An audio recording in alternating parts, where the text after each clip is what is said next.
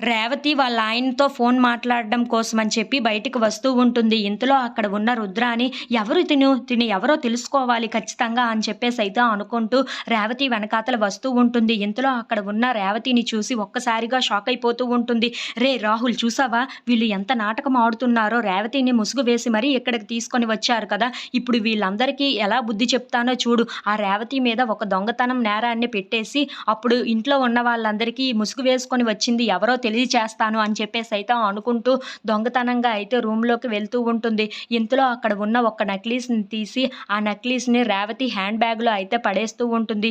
ఇప్పుడు చూడు ఎలాగైనా సరే ఆ రేవతి బయటపడుతుంది. అలాగే ఈ రాజ్, కావ్య వాళ్ళు కూడా అసలు నాటకాన్ని బయట పెడతారు అని చెప్పేసైతే అనుకుంటూ అక్కడ ఉన్న రేవతి బ్యాగ్‌లో ఆ నెక్లెస్‌ని పడేస్తూ ఉంటుంది. ఇంతలో అపర్ణాదేవి కావ్యని నెక్లెస్ తీసుకొని రమ్మంటూ ఉంటుంది. తనకి ఎంతకీ కనిపించకపోవటంతో అత్తయ్య బ్యాగ్‌లో అక్కడ పెట్టిన నెక్లెస్ కనిపించలేదు అని చెప్పేసైతే అంటూ ఉంటుంది. ఆ మాటలు వినగానే ఇంట్లో ఉన్న వాళ్ళందరూ అయితే చాలా కంగారు పడిపోతూ ఉంటారు. అదేంటి నువ్వు ఎక్కడ పెట్టావో నీకు తెలియదా? ఎక్కడ ఉందో వెతుకు వెళ్ళి అని చెప్పేసైతే అపర్ణాదేవి అంటూ ఉంటుంది. ఆ మాటలు విని అక్కడ ఉన్న కావ్య అయితే లేదత్తయ్య మొత్తం వెతికాను కానీ ఎక్కడా కనిపించలేదు నాకు అని చెప్పేసైతే అంటూ ఉంటుంది.